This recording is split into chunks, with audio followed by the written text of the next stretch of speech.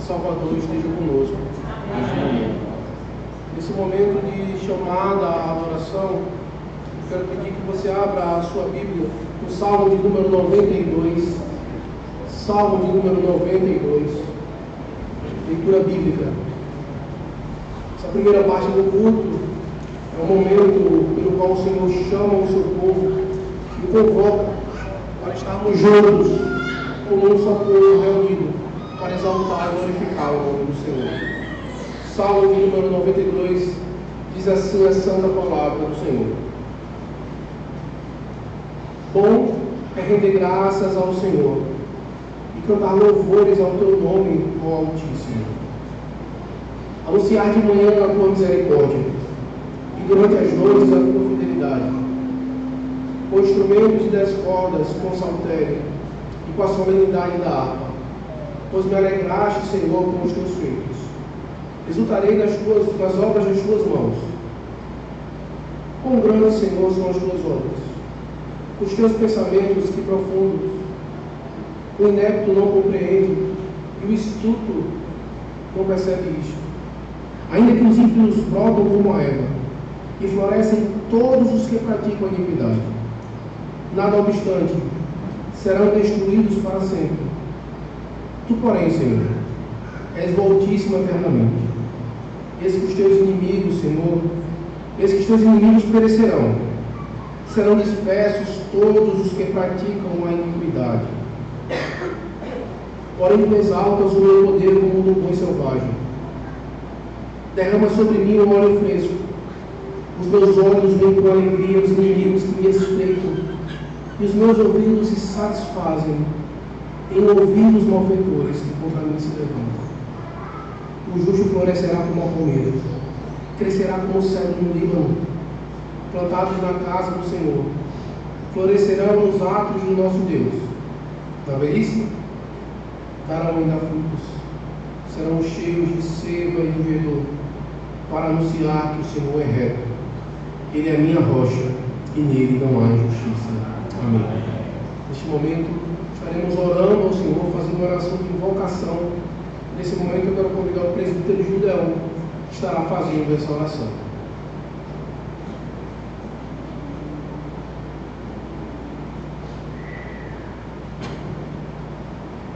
Ó Senhor nosso, e rendemos graça, Pai, e louvamos pelo que Tu és, Deus zeloso, esse Pai cuidadoso, esse Senhor, além de ter criado os céus e a terra e tudo que se contém nelas, além da sua criação, todo cuidado, o Teu poder, o Senhor tem cuidado dessa criação, e o Senhor tem nos chamado como imagem e semelhança Tua, ó Deus, para prestarmos culto a Ti. E agora, nesse culto solene, Deus, juntamos os nossos pensamentos, as nossas vozes, para Te adorar, para Te louvar, para prestar um culto devido ao Senhor. Sim, o Senhor é digno de toda a honra, de toda a glória. Recebe, Pai. Recebe os hinos, os cânticos, o momento, ó Deus, de confissão dos nossos pecados, o momento, ó Deus, de ouvir a explanação da Tua palavra, a explicação, ó Deus, a elucidação, ó Deus, das Escrituras. Então aceita a nossa oração, rogamos a Tua bênção, ó Deus, sobre as nossas vidas, em nome de Jesus. Amém. Nesse momento, em resposta à chamada do Senhor, iremos então estar louvando Ele com o número 4 do nosso hinário, culto à Trindade. Número 4, culto à Trindade.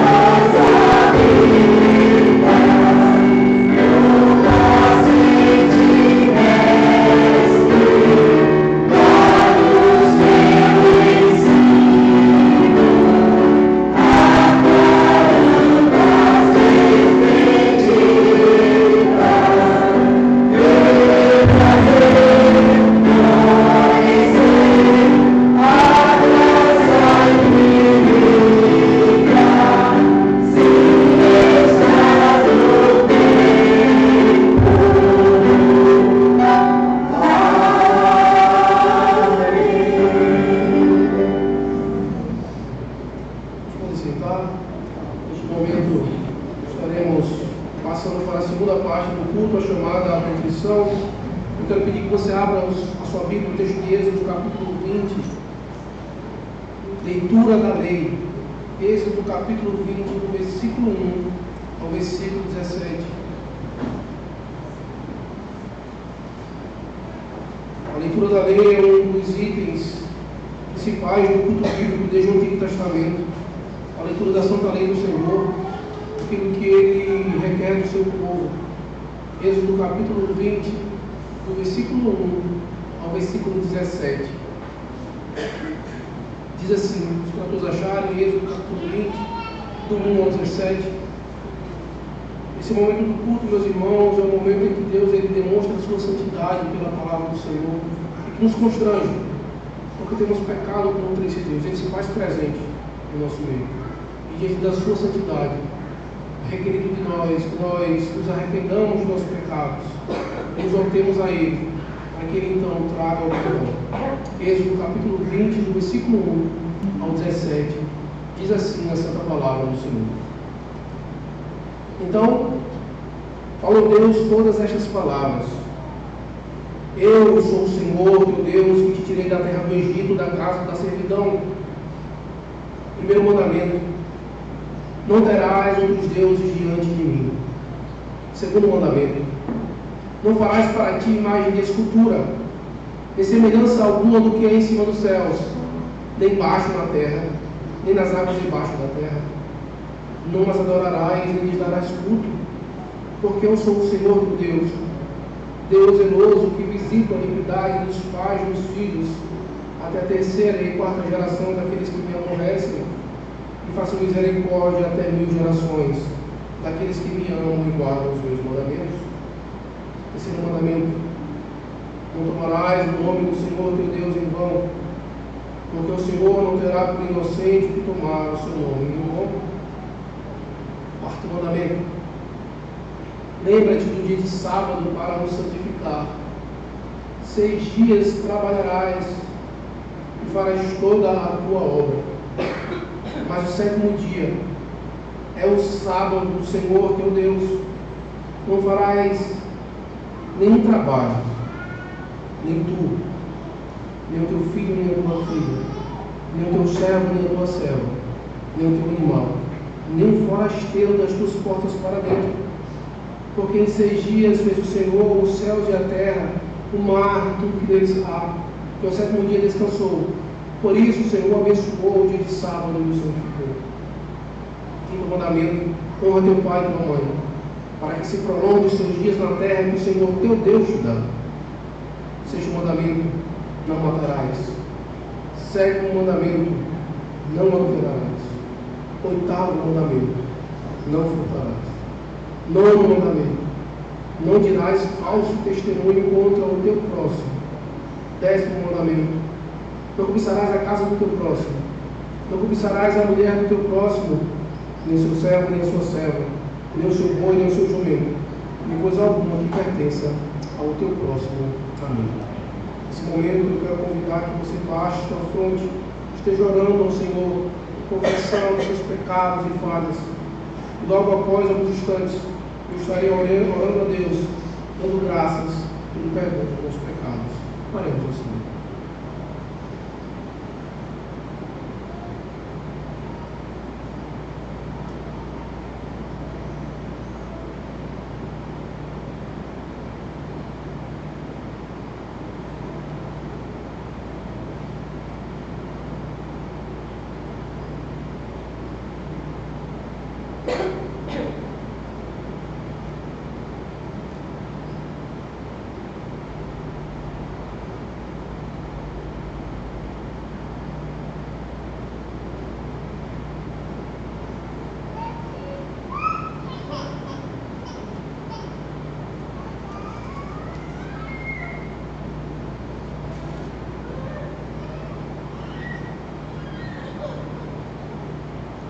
Santo Deus eterno e bondoso Pai, neste momento, Senhor, nós te rendemos graças,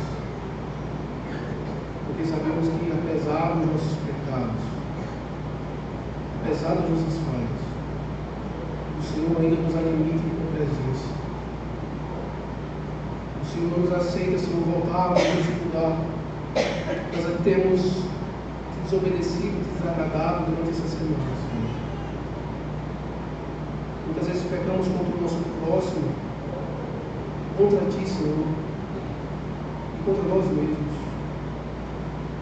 Mas, Senhor, diante da confissão dos pecados, temos a certeza do perdão. Porque é isso que Tua palavra nos diz. Que aquele que confessa e deixa alcança misericórdia. Nós somos gratos a Ti, Senhor, pelo és Deus misericordioso. Te agradecemos, Senhor, porque a nossa dívida, a dívida do nosso pecado, não foi satisfeita por nós, mas foi satisfeita pelo sangue de Cristo que foi derramado na cruz do Calvário do nosso lugar. Mas, Senhor, nós te clamamos que o Teu Santo Espírito, aquele que nos ensina, aquele que nos convence do pecado, Ele possa, Senhor, estar transformando cada vez mais o nosso coração, para que semana após semana possamos voltar para esse local para Te adorar, mais santo do que saímos, mais parecido com o Teu Filho, por conta da Tua obra em nossas vidas. E no nome de Jesus Cristo que nós choramos. Amém. O texto de 1 João, capítulo 1, versículo 9, nos traz a certeza do perdão, quando diz assim: se confessarmos os nossos pecados, Ele é fiel e justo para nos perdoar os pecados e nos purificar de toda injustiça. Amém. Assim, os irmãos nós iremos responder ao Senhor cantando o cântico Enquanto Eu Calei.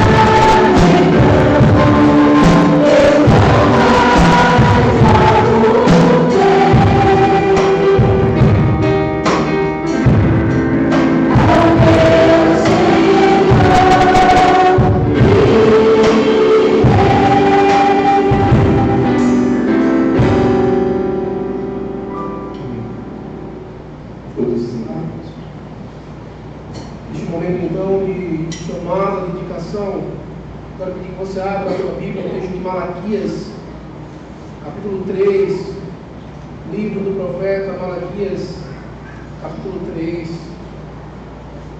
versículo 6 ao versículo 12. Neste momento, meus irmãos, chamada, dedicação. E hoje é o meu primeiro domingo. Vou trazer aqui uma instrução rápida. Esse momento de chamada de dedicação que nós teremos no culto é um momento específico. Eu creio que nos próximos domingos eu vou trazer um estudo sobre isso. É um momento específico no culto em que nós reconhecemos algo. O culto ele inicia trazendo a seguinte instrução: Deus ele nos chama para adorar. Que foi a primeira parte. Invocamos a presença de Deus. Na presença de Deus é necessário que nós confessemos os nossos pecados. E fizemos isso. Logo depois dessa parte, nós vamos reconhecer duas coisas. A primeira é que Deus ele providenciou salvação para nós. Isso é demonstrado pela entrega do nosso coração. E a segunda é que Deus ele não somente providenciou salvação, não somente por ser pouco, mas é porque não é só isso. Mas é porque Deus ele tem nos dado o pão de cada dia. E esse momento do culto vai ser um momento específico para nós nos levantarmos do nosso banco e depositarmos o nosso dízimo e oferta. Por quê? Biblicamente há um princípio nisso. Porque é a única parte do culto que ela é individual. Onde eu me levanto e reconheço essas duas coisas. Que Deus me salvou e que Ele tem me dado o pão de cada dia.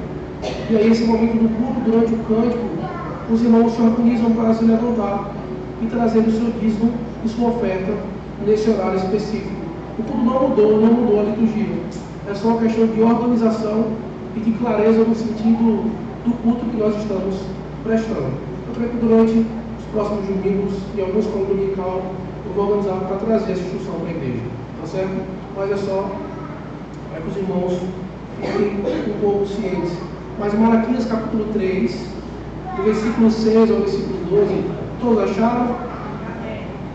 Diz assim a Santa Palavra do Senhor: porque eu, o Senhor, não mudo. Por isso vós, ó filhos de Jacó, não sois consumidos. Desde os dias de vossos pais, vos desviastes dos meus estatutos e não os guardastes. Tornai-vos para mim e eu me tornarei para vós outros, diz o Senhor dos Exércitos. Mas vós dizeis: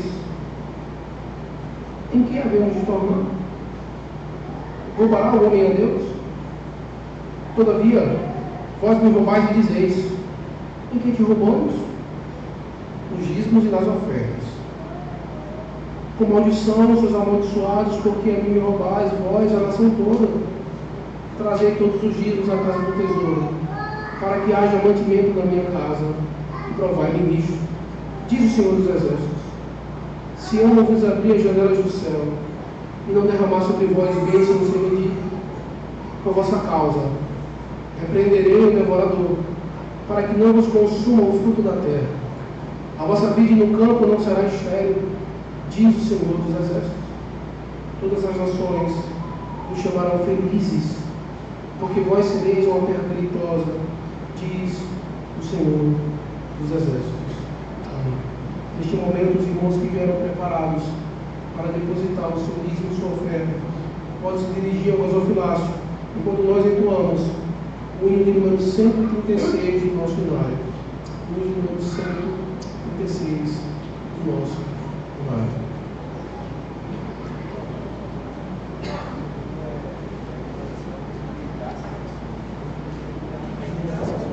Desculpa, meus irmãos, acho que foi a digitação. É o cântico Rei de Graças. É o Salmo 136, é baseado no Salmo 136. Eu me confundi aqui. O que você tem, irmãos?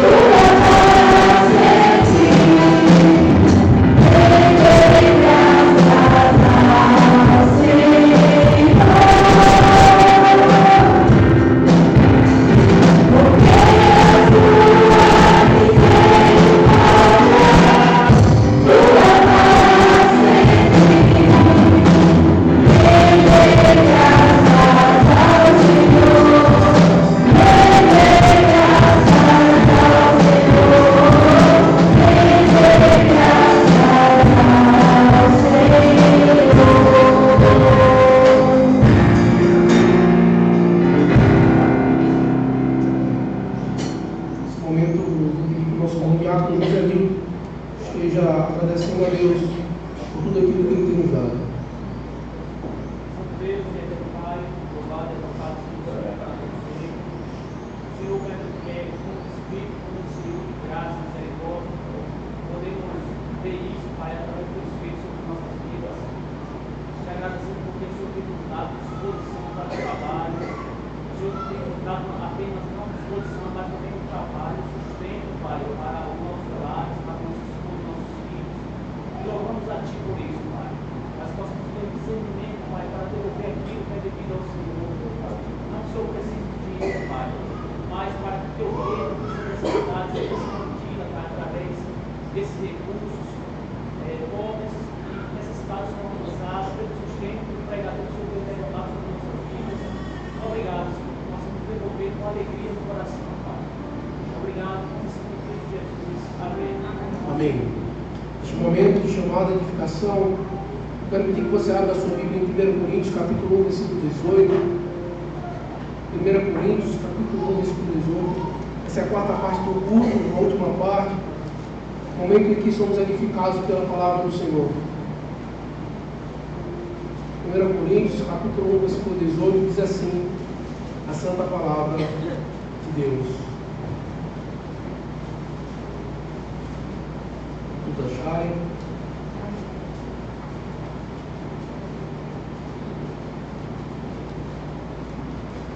Certamente, a palavra da cruz é loucura para os que se perdem, mas para nós que somos salvos, poder de Deus. Amém. Nesse momento estaremos louvando a Deus com 2 cantos, a profundidade do Salmo de número 1.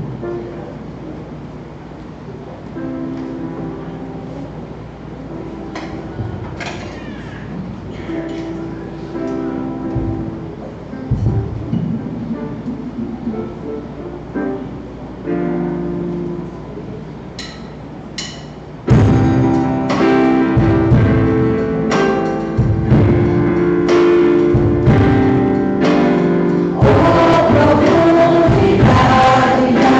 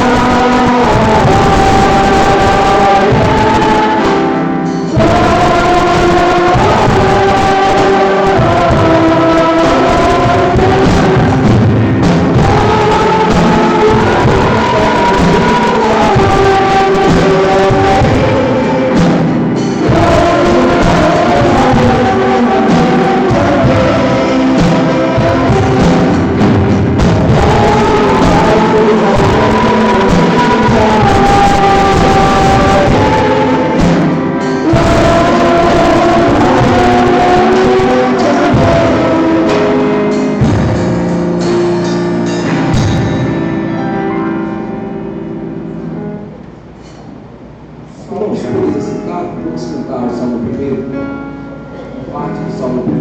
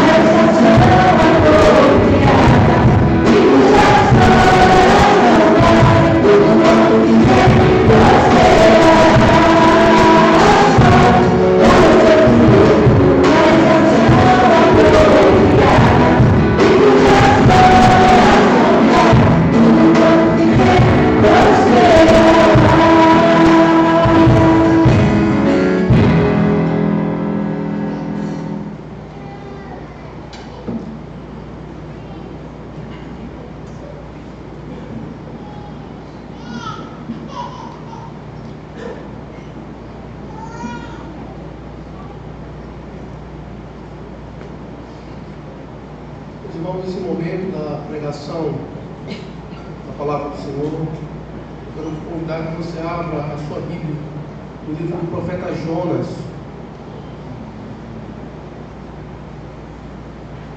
Parte desses 2 primeiros meses, janeiro e fevereiro, pela manhã estaremos expondo o livro do profeta Jonas.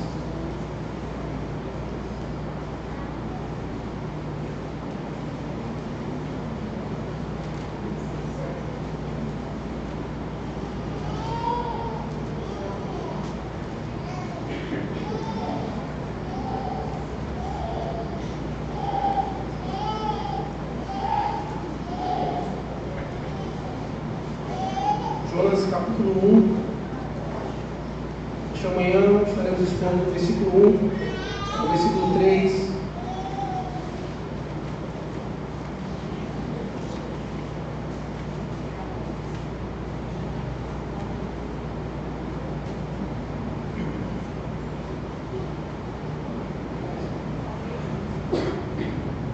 Acharam?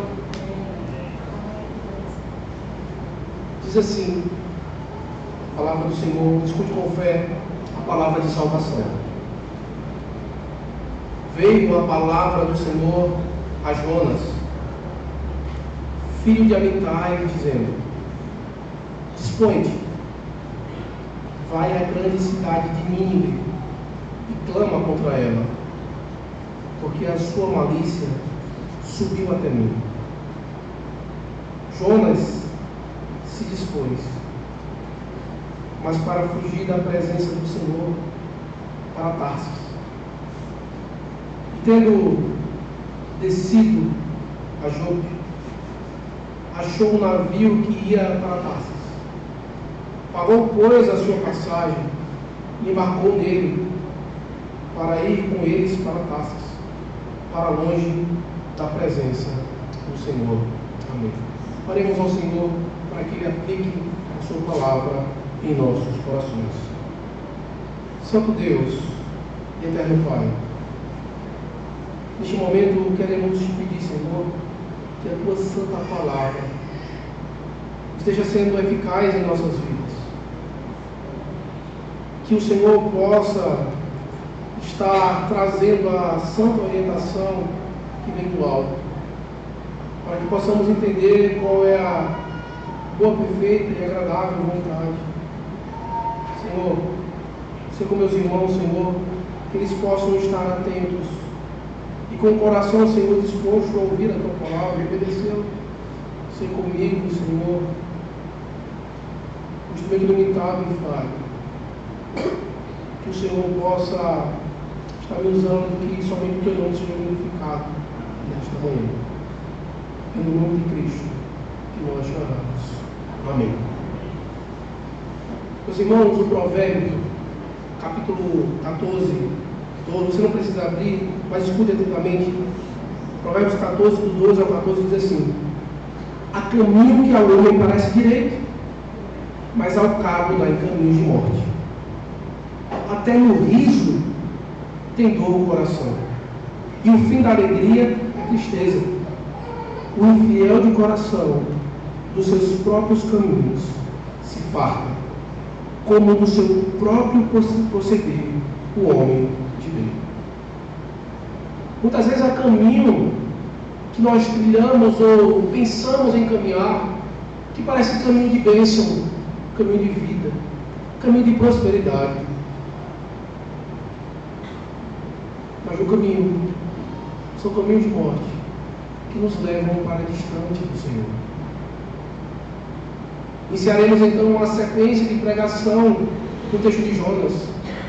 E talvez você pode lembrar da história de Jonas, de um homem que foi engolido por uma baleia, que na verdade ninguém sabe qual é o animal, por um grande peixe. Mas, meus irmãos, eu sinto lhe decepcionar, porque nesse domingo, nos próximos, nós não veremos uma historinha de um menino, de um homem, do profeta, que foi colocado no ventre de um grande peixe. Essa história você pode encontrar na história do Pinóquio. O livro de Jonas, ele fala sobre um grande Deus que salva, um grande Deus que usa até um peixe para que a sua vontade seja cumprida, para que a sua palavra seja pregada. É isso que o texto do livro de Jonas fala. Fala sobre um grande Deus que envia sua mensagem de arrependimento para pecadores. E é justamente isso que está acontecendo aqui, nessa primeira parte que nós estamos vendo, do versículo 1 ao versículo 3. Deus olha para a cidade de Nínive, uma cidade de homens pecadores, ímpios, uma nação totalmente contrária à palavra de Deus. Pessoas terríveis. Pessoas que muitas vezes nós dizemos, eles não merecem ser salvos. Quem faz uma coisa dessa merece o inferno. Mas ainda está a beleza do Evangelho. Porque onde abunda o pecado, a graça superabunda. Ela se torna superabundante. E temos então esperança de que, até mesmo em nosso meio, ao nosso redor, a graça pode alcançar pessoas que nós dizemos, isso aí não se converte nunca. Mas o poder do Evangelho traz para nós poder para a salvação.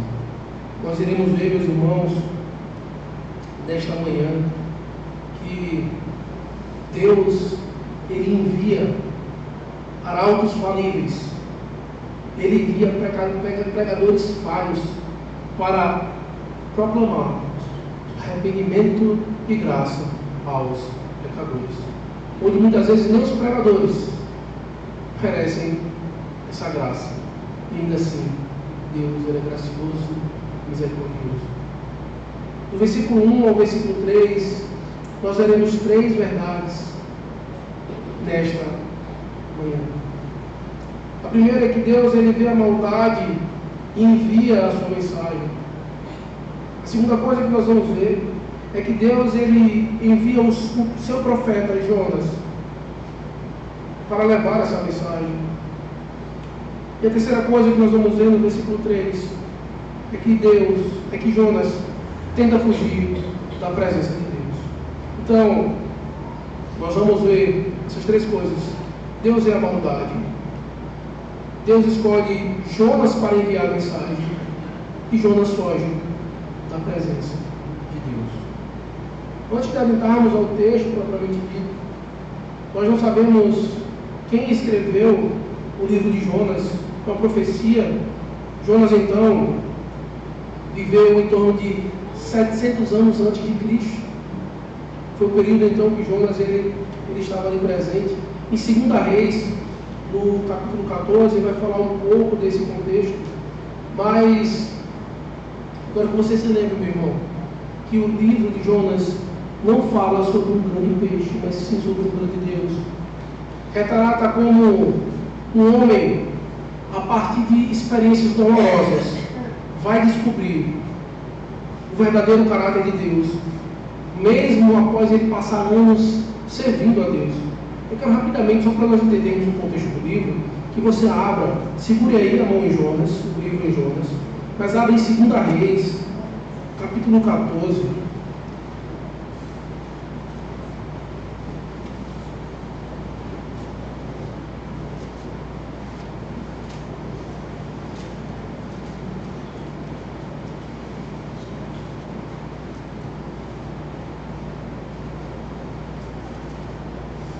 Do versículo 23 ao versículo 27, vai mostrar mais ou menos qual é o contexto do povo de Israel naquele período. Diz assim a palavra do Senhor: no 15º ano, todos acharam 2 Reis 14, versículo 23, diz assim: no 15º ano de Amazias, filho de Joás, rei de Judá, começou a reinar em Samaria Jeroboão, filho de Joás, rei de Israel, e reinou 41 anos. Fez o que era mal perante o Senhor. Jamais se apartou de nenhum dos pecados de Jeroboão, filho de Nebate, que fez pecar a Israel. Restabeleceu ele os limites de Israel, desde a entrada de Amate até o mar da planície, segundo a palavra do Senhor, Deus de Israel, a qual falara por intermédio de seu servo Jonas, filho de Amitai, o profeta, o qual era de Gad-Efé. Porque viu o Senhor que a aflição de Israel era muito amarga, porque não havia nem escravo, nem livre, nem quem socorresse Israel. Ainda não falaram ao Senhor em apagar o nome de Israel de debaixo do céu, porque os livrou por intermédio de Jeroboão, filho de Joás. Esse era o contexto de Israel no período de Jonas. Um rei que vivia uma vida contrária e desobedecendo ao Senhor. O povo de Israel estava prosperando de maneira em que eles conquistaram todo o seu território, eles expulsaram os inimigos, mas eles viviam uma vida totalmente contrária àquilo que Deus tinha orientado. E só para você entender que no Antigo Testamento, como era a forma que o povo de Deus era governado. Você via que tinha os reis, começou com Saul, Davi, e também tinha os sacerdotes, que veio ali de Arão, os levitas dessa tribo. Essa era a forma natural, no Antigo Testamento, da nação de Israel ser governada. O Estado por meio do rei e a igreja por meio dos sacerdotes. E aí, quando os reis estavam errados, Os sacerdotes acusavam o pecado do rei. Quando os sacerdotes não estavam fazendo o seu papel, os reis tinham que fazer os sacerdotes cumprir. A relação de igreja estava no Antigo Testamento. No entanto, podia haver uma situação que era para ser algo eventual, que era quando tanto os reis e os sacerdotes estão fazendo a sua função. Aí Deus mandava o quê? Os profetas. Os profetas, quando eles vinham, não era uma tarefa muito fácil. Eles iam para cá e diziam assim: olha, está todo mundo errado. Os reis estão errados, os sacerdotes estão errados. E essa foi a tarefa de Jonas. Ele foi e pregou para o povo de Israel, para que eles se arrependessem dos seus pecados. Essa era a função do profeta. No entanto, a profecia específica que é revelada de Jonas nas Escrituras não é uma profecia para o povo de Israel. É uma profecia para uma nação iníqua. Uma profecia para um povo que é distante do povo de Deus. E eu peço que você volte a sua Bíblia, o texto de Jonas, capítulo 1.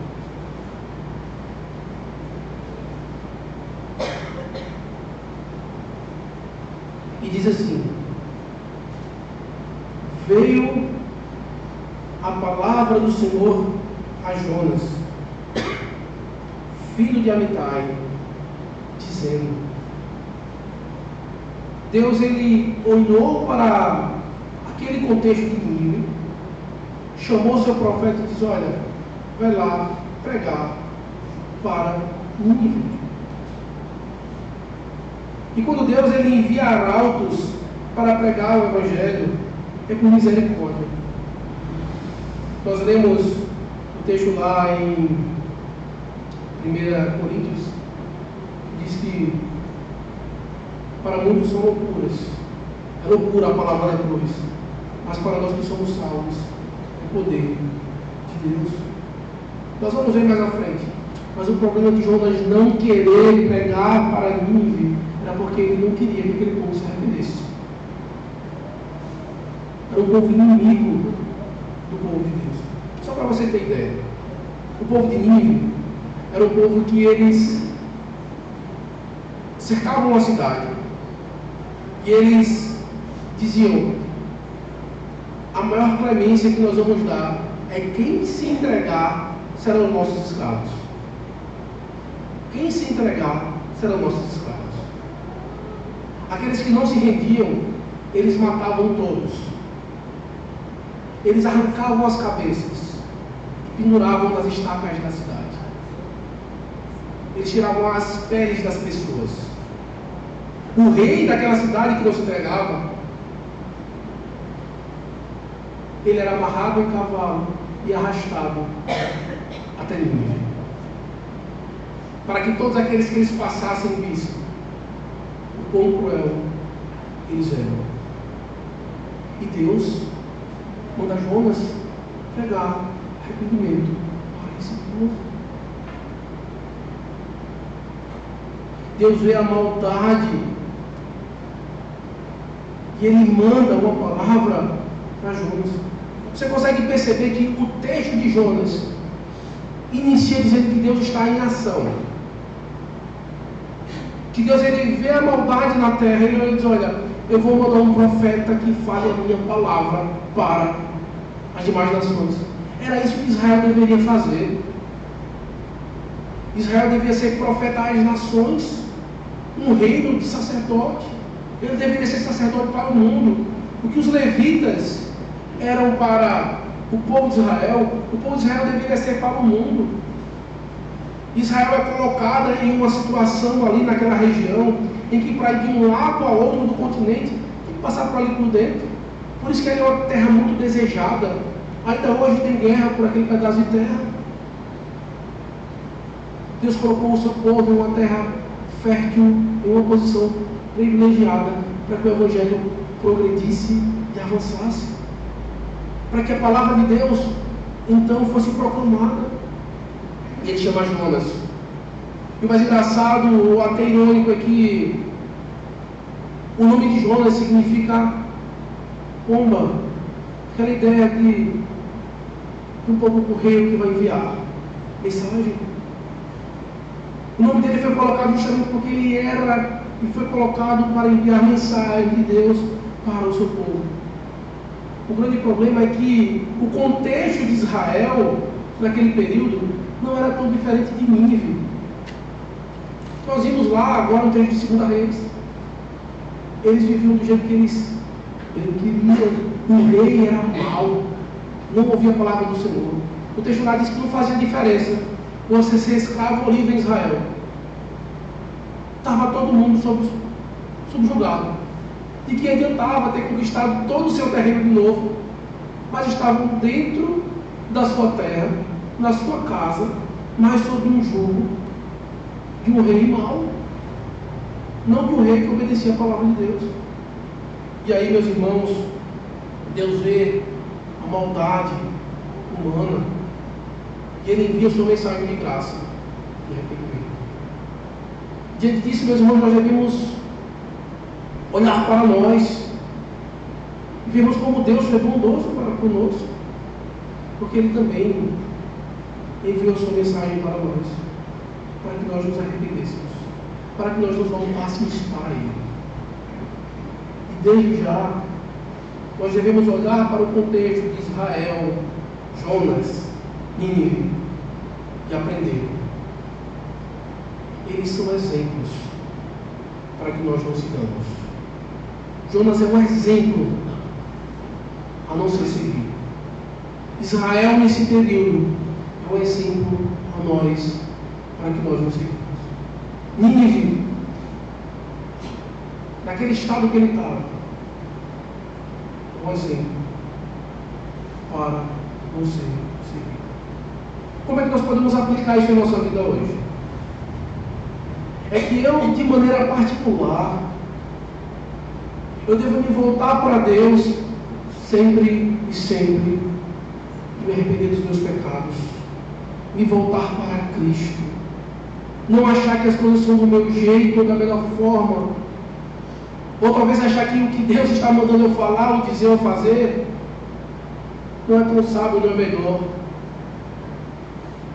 Que nós, como igreja, representando aqui o povo de Deus, a nação da Israel Celestial, aqui nessa cidade, nós devemos entender que nós não podemos parecer com os ninivitas que estão aí fora.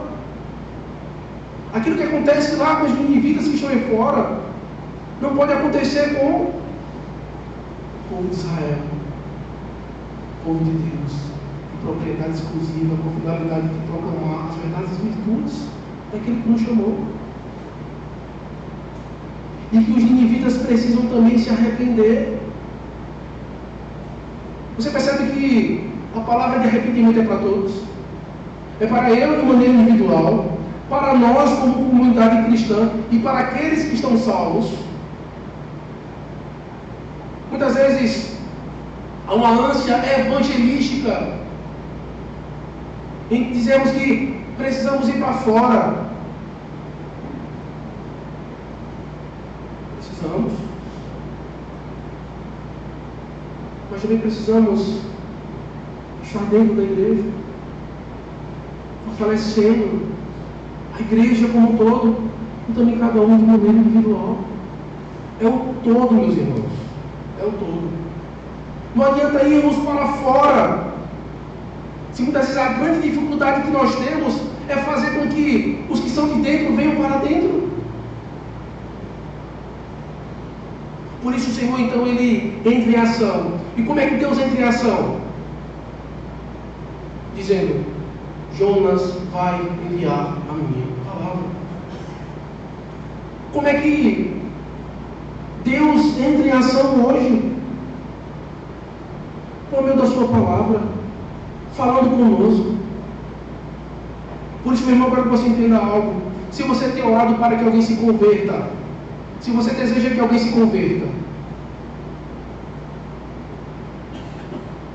continue orando e desejando, mas comece a pregar a palavra de Deus para essa pessoa. Comece a falar a palavra de Deus. E é isso que Deus ele fala para Jonas no versículo 2, que será a segunda parte.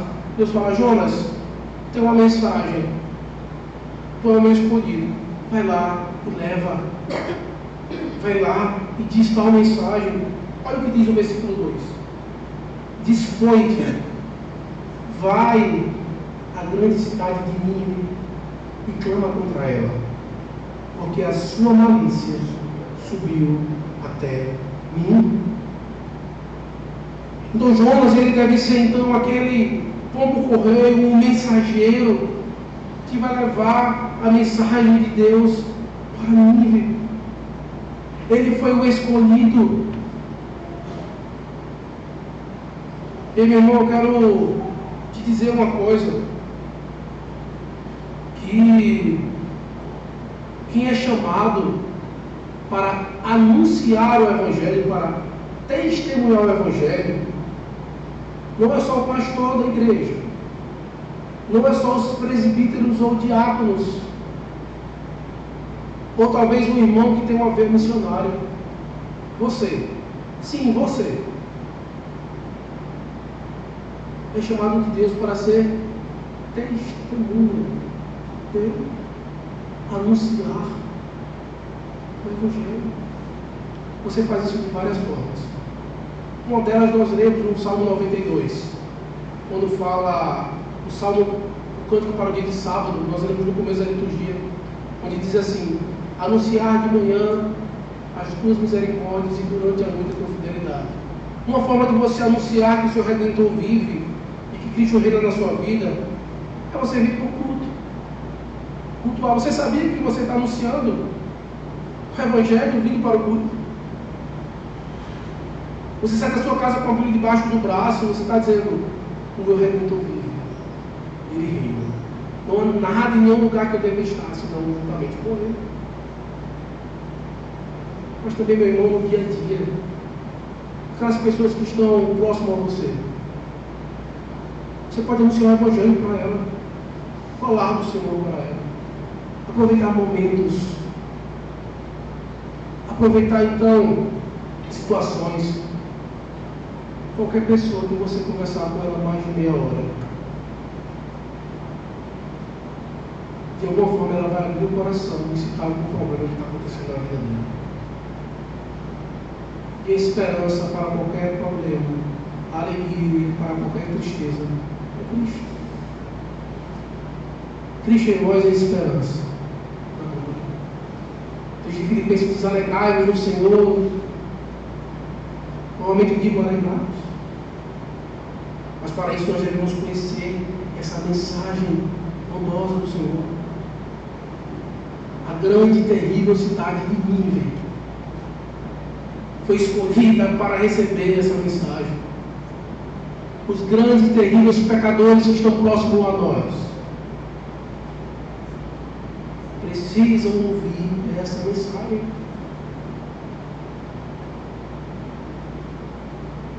Gênesis 10, versículo 11 vai mostrar então que a cidade de Nínive, ela vem de uma descendência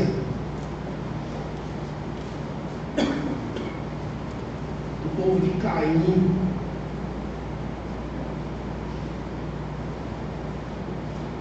Desculpa, da descendência dos filhos de Noé, onde vai mostrar justamente os filhos de Cã, aquele que desonrou seu pai.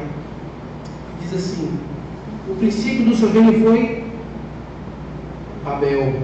Gênesis 10, versículo 10 e 11.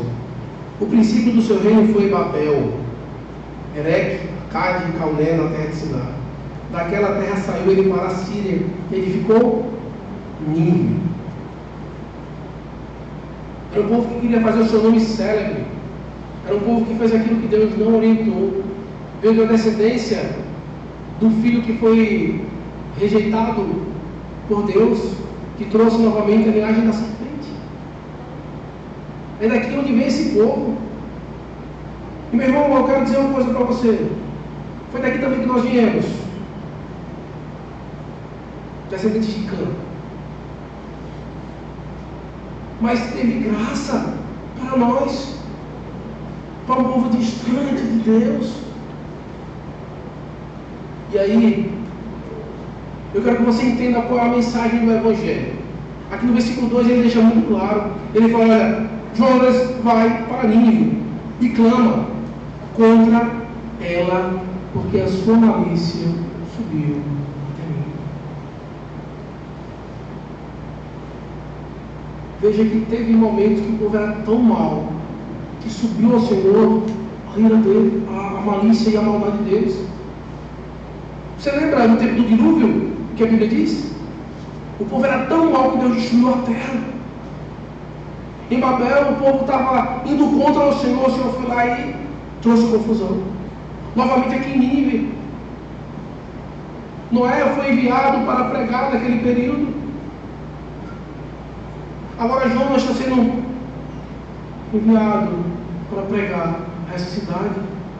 O tipo de mensagem do Evangelho, meu irmão, é contra o pecador. Nós devemos entender isso. Não é isso que diz aqui o versículo número 2? E clama contra ela. É uma mensagem contra Nínive. Sabe qual é o grande problema que nós encontramos hoje? É porque existe uma forma romântica de se pregar o Evangelho, de se pregar Cristo.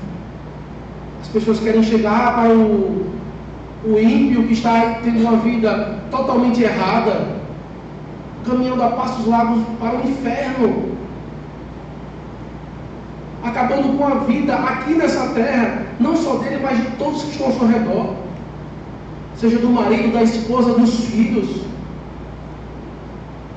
Muitas vezes as pessoas querem chegar para ele e dizer, olha, Jesus te ama, e eu também, Ele quer te salvar.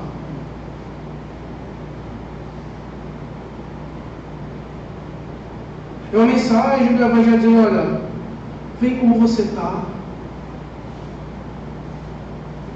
Não foi essa mensagem que Jonas pregou e Deus mandou.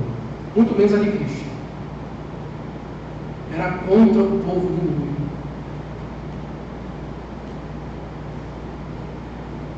Jonas pregou o seguinte para mim: se vocês não se arrependerem, o Senhor vai destruir vocês. Essa foi a mensagem do Evangelho. Se não se arrependerem dos seus caminhos maus, o fim é a morte eterna. Eu não tenho esperança.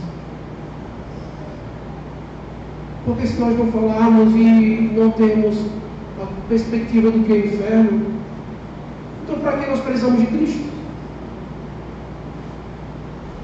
Se está bem, se Jesus ama Ele, então para que Ele vai se converter? Se Ele já é amado do jeito que Ele está vivendo a vida dele, qual a necessidade de mudança? Se Jesus me ama, eu não vou para a igreja, por que eu vou para a tua igreja?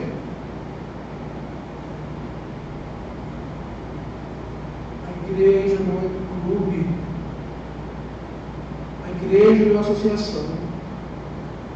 A igreja é um local de pecadores redimidos e salvos, que creem no poder de Cristo para a sua salvação e que buscam agradar esse Deus porque foram salvos. E esse Deus os livrou do inferno. Essa é a mensagem do Evangelho. Porque, meus irmãos, nós sabemos o caminho distante do Senhor para onde nos leva. É como se tivesse um grande buraco ali na frente, na entrada da igreja, e as pessoas começassem a sair e ninguém avisasse: cuidado que abriu uma vala muito grande ali, você pode morrer. Não se preocupe não. Acredite que você consegue.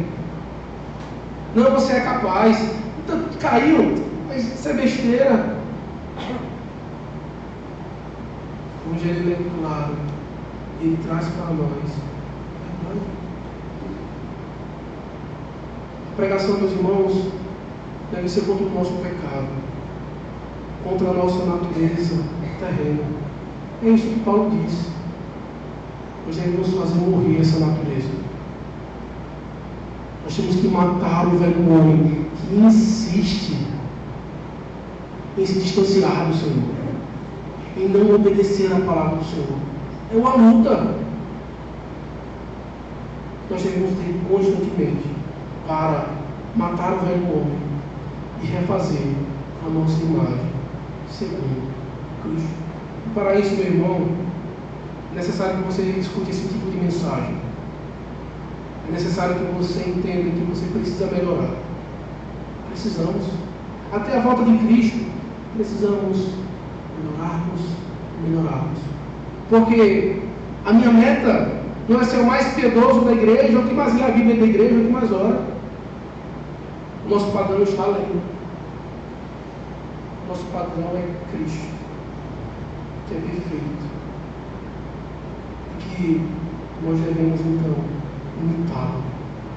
Ele sim é o nosso padrão perfeito. Por isso, entenda, nós temos por obrigação de levar, de anunciar a mensagem para o nosso próximo. Eu creio que antes de pensarmos em apoiar missões, não estou dizendo que é errado apoiar missões, mas que antes de olharmos para missionários fora do país, em campos indígenas ou em vários locais, nós devemos olhar para o nosso redor, aqui em Ibirá, e dizer: que campo missionário fértil? Quantas pessoas precisam ouvir a palavra do Senhor? Como eu posso fazer com que o Evangelho chegue a mais e mais pessoas? Ser então o enviado do Senhor para trazer a palavra de arrependimento. O grande problema é que nós ouvimos isso, mas começamos a caminhar para outros lados, outros caminhos. Nós não nos dispomos a anunciar a palavra do Senhor. E para isso não precisa uma programação. Em dizer: olha, meus irmãos, sexta-feira nós vamos, a partir de sexta-feira, ir por cada rua e vamos bater de porta em porta. É uma coisa que pode ser feita. Você acha mais fácil bater de porta em porta, ou as pessoas que você já vê diariamente durante a semana? Chamá-las, convidá-las, levar um texto bíblico, compartilhar uma mensagem com ela. O tempo que você já tem, pregar o Evangelho dos irmãos não é programação de igreja, é chamado cristão, onde devemos constantemente anunciar que o nosso Redentor vive, que Ele nos ama. E muitas vezes nós fazemos como Jonas. Em vez de nos dispor a anunciar, nós nos dispomos para fugir. Veja o que diz o capítulo de número 3, ou versículo, desculpa, de número 3.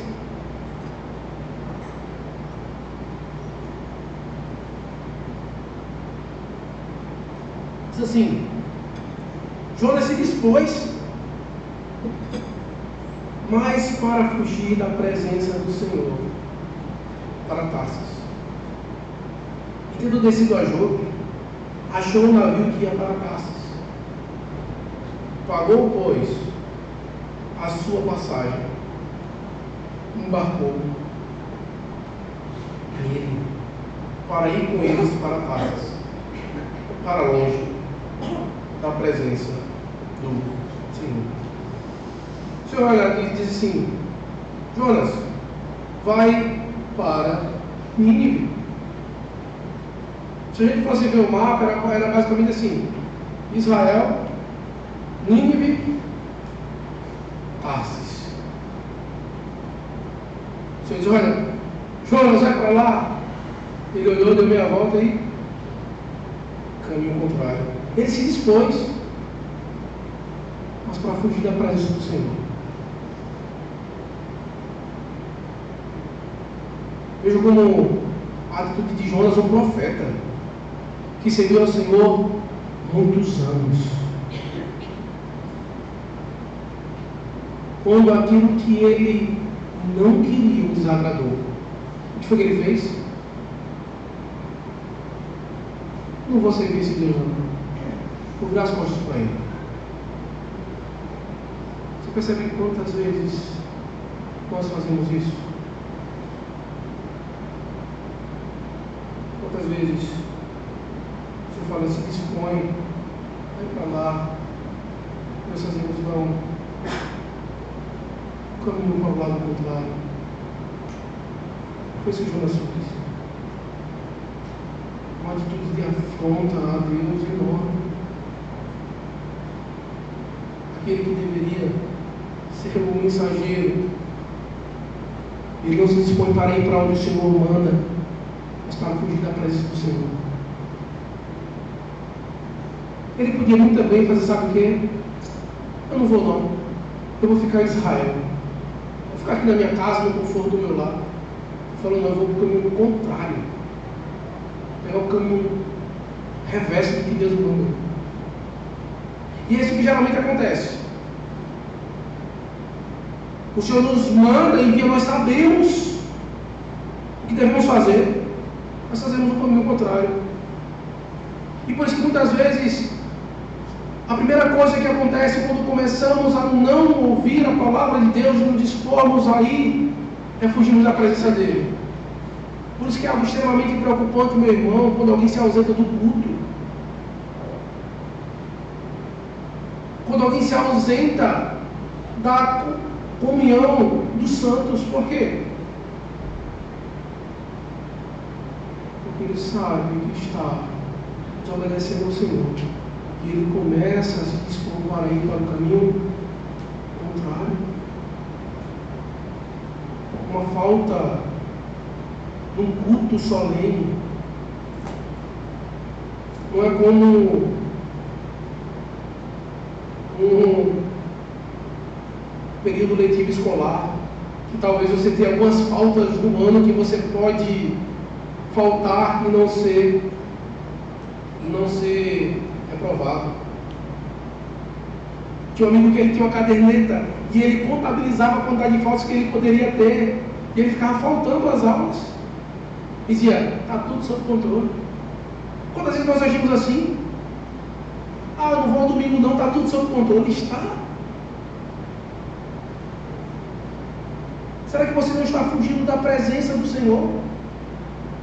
Você lembra que a primeira oração do culto que o presbítero fez foi justamente invocando a presença do Senhor? Ele está aqui.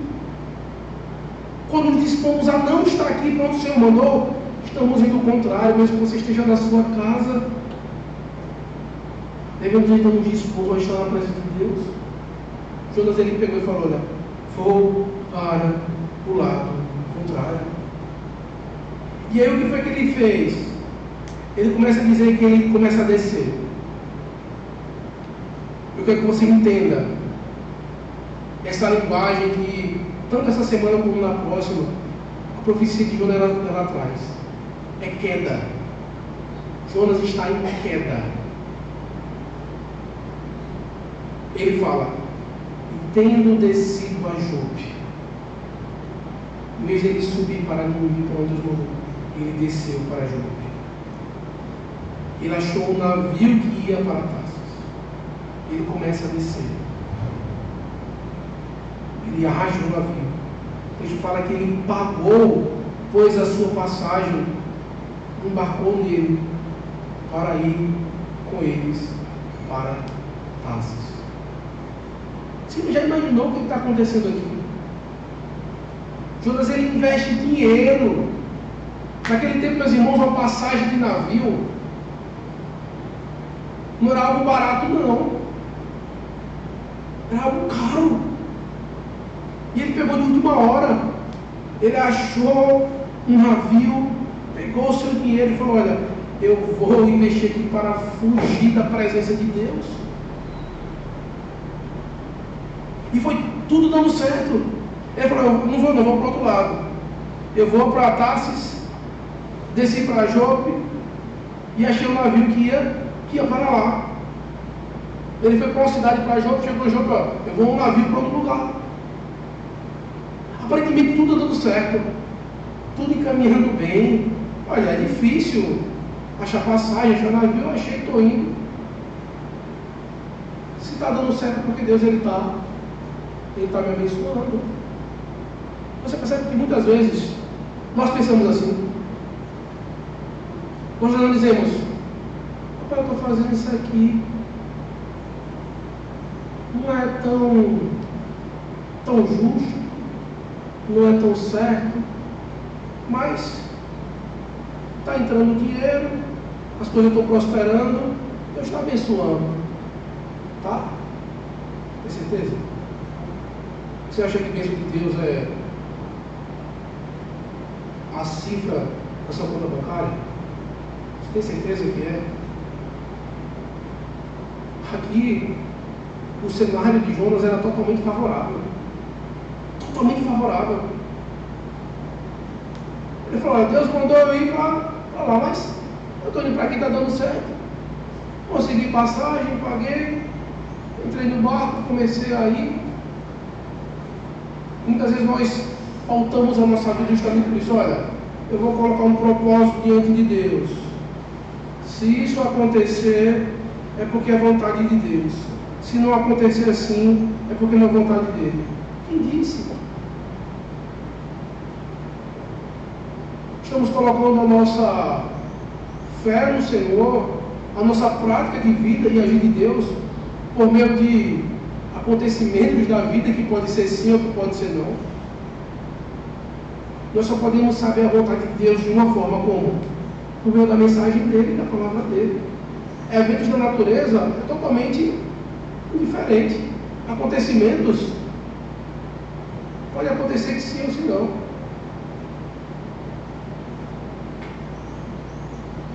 Parece como quando criança. Olha, se até aquele carro chegar na esquina eu conseguir chegar até o poste, é porque é para acontecer isso. Se chover hoje, é porque Deus vai abençoar e vai dar tudo certo. Isso não quer dizer nada. O que Deus faz, o que Ele governa, não é específico para a minha vida e para a minha realidade. Aquilo que Ele deixou está na sua palavra. Por isso, meu irmão, não guie as bênçãos de Deus na sua vida. O seu trabalho está indo muito sério. Ou sua conta bancária está muito bem. Ou porque você precisa trabalhar e está dando certo, vamos lá. Você precisa guiar a sua vida de uma forma. Isso é aquilo que você está fazendo, seja no seu trabalho, na sua família, na igreja, glorificar a Deus. Você pode estar tendo lucro ou prejuízo. Você pode estar tendo luta espiritual ou paz espiritual. Você pode estar com um ambiente totalmente tranquilo na sua família ou estar passando por lutas. Mas em qualquer um desses cenários, todos nós podemos glorificar a Deus. A demonstração da bênção de Deus, a salvação, a revelação pela sua palavra. Teremos aflições, teremos dificuldades. É isso que o Cristo disse. Vamos servir? Vamos para a cruz. Você vai ter aflições, mas tenha bom ânimo, porque eu estarei convosco. É isso que diz o Salmo 23. O Senhor é meu pastor, Ele não vai me faltar. Como? Mesmo que eu ande no vale da sombra da morte ou em pastos verdejantes, Ele estará comigo. É essa a perspectiva do cristão. E Jonas então ele se dispõe, investe todo o seu dinheiro, o seu tempo, a sua energia. Ele não quis ficar no meio do povo de Deus, ele foi para longe. Ele saiu de Nínive, porque ele era um povo ímpio que não merecia, mas ele estava saindo de Israel para ir para outro povo idólatra. Diferença nenhuma. E muitas vezes nós fazemos as nossas balanças. Isso não é. Lá não, mas aqui talvez. Mas é aqui que nós devemos estar. Juntamente com esse povo que nós devemos estar. Esse povo salvo, chamado pelo Senhor para a sua palavra. Meu irmão, não pense, não acho que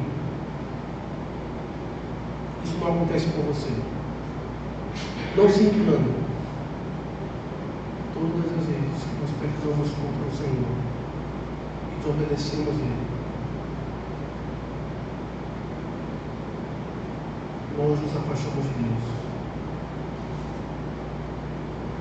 Nós nos distanciamos dele. É isso que acontece. Desde o Éden, Adão e Eva pecou. Não poderia acontecer outra coisa, senão eles seriam expulsos da presença de Deus.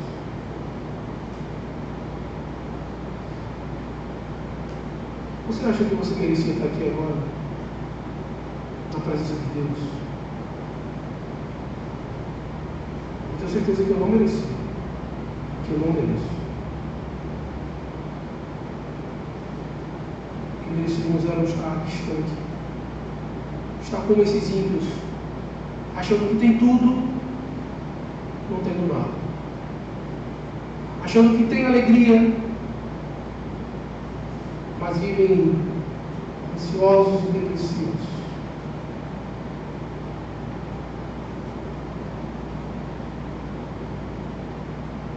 Mas há uma diferença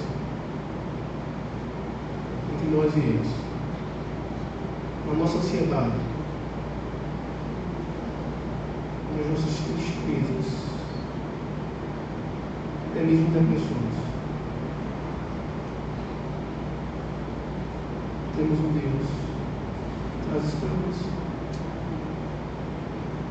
Temos um Deus misericordioso.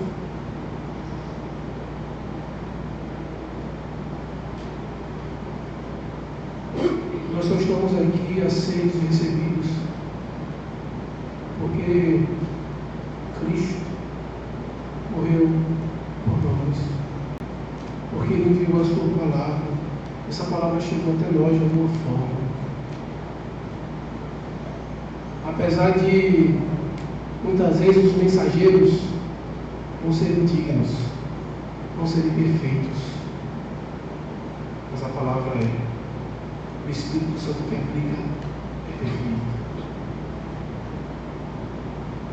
Por isso que, mesmo nenhum de nós merecendo estar aqui, estamos aqui não por nossos méritos, mas pelos méritos de Cristo. Mesmo merecendo ter uma vida totalmente frustrada como os ímpios, nós não temos por causa de Cristo. Mesmo merecendo o inferno, nós não vamos receber por conta que Cristo recebeu em nosso lugar. E essa é a mensagem do Evangelho, meu irmão. Não é só dizendo, você vai para o inferno. Não. É que você merece para o inferno, mas que há esperança em Cristo. Se arrependa dos seus pecados e creia em Cristo. Nós temos que ter coragem de se dispor. Você acha que é difícil pregar o Evangelho para alguém? Você acha que é impossível pregar o Evangelho para alguém?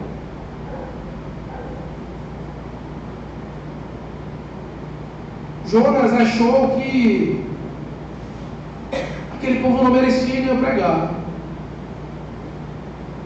Você já imaginou chegar em uma cidade cheia de homens maus, que faziam coisas horríveis com seus inimigos, e dizer: se vocês não se arrependerem, vocês serão destruídos. O risco de sua cabeça ser arrancada fora, sua pele ser arrancada, seu corpo ser arrastado, era daqui para ali. Pouco.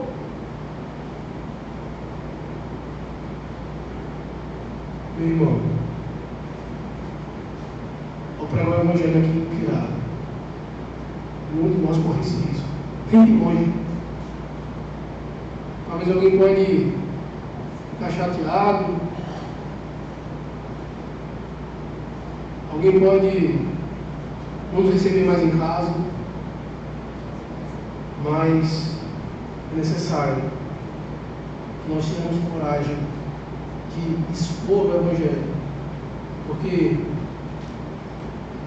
mesmo nós sendo falhos e merecedores, Deus envia esses arautos infalíveis. Nós somos arautos infalíveis de Deus. para proclamar arrependimento de graça aos pecadores. E para que nós comecemos a mostrar para Ele, não caminhos que parecem de vida, mas o caminho de vida eterna. Esse caminho é Cristo. Por isso que Ele diz: eu sou o caminho, a verdade e a vida. Ninguém vem ao Pai senão por mim. Amém? Que o Senhor aplique a sua palavra em nossos corações. Que possamos então nos voltar ao nosso Senhor, para então render graças a Ele. Nesse momento estaremos cantando ao Senhor mais uma vez, louvando o Senhor nosso Deus, com o cântico Glória para sempre.